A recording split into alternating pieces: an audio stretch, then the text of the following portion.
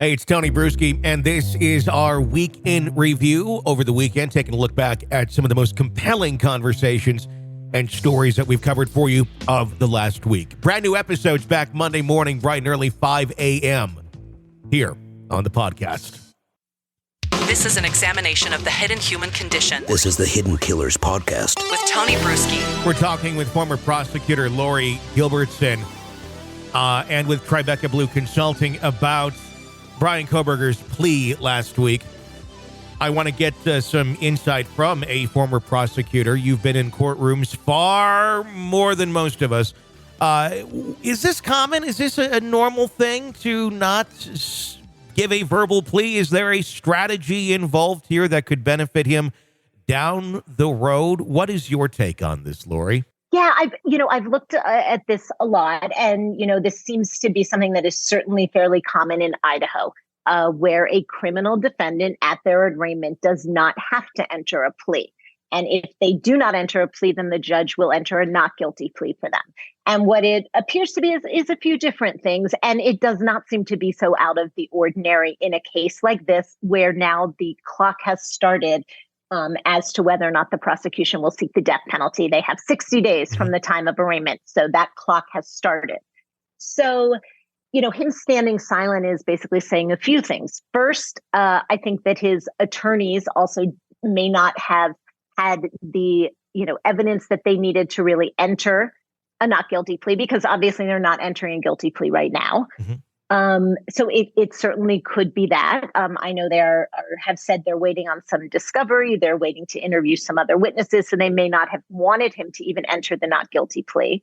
The second is that from my look at everything under Idaho law, that this possibly enables him to certainly negotiate from maybe a different standpoint should the prosecution decide to seek the death penalty here. So the defense is kind of leaving their options open by doing that. Even, I think, had he entered a not guilty plea, he still had the option to negotiate. So, honestly, I don't know that it makes a whole lot of difference there. Mm-hmm. And lastly, it could just be Bryan Kohberger. Yeah. From everything I think we've seen, I think from everything you've talked about quite a bit on your show, he's not going to be an easy client. Mm-hmm. And this just may be a defendant who did not want to say not guilty, did not want to enter a plea, did not want to speak in court. And because he didn't want to do so, that's how his attorney proceeded. So, without the attorney speaking out about it, or, certainly we're not going to hear necessarily from Bryan Kohberger about it. Mm-hmm. Those are kind of the three things that go into, why this would have been the choice at the arraignment. And ultimately, I think you end up with the same result. The prosecution will decide whether there are aggravating factors and they're going to seek the death penalty. The defense will then decide whether there is something to talk about in terms of a plea. The prosecution will decide whether they even want to offer anything, mm-hmm. and then they'll move forward. And actually him saying not guilty or having the judge say that for him while he stood silent seemed kind of more like courtroom drama to me than anything else. Really doesn't change a whole lot if he had said it aloud or not. It's on the record as not guilty because mm-hmm. essentially it defaults to that. If you don't enter an actual plea. The thing that stood out to me immediately was that on the death penalty, that they have 60 days now to decide whether or not they're going to seek the death penalty, and making some negotiating room.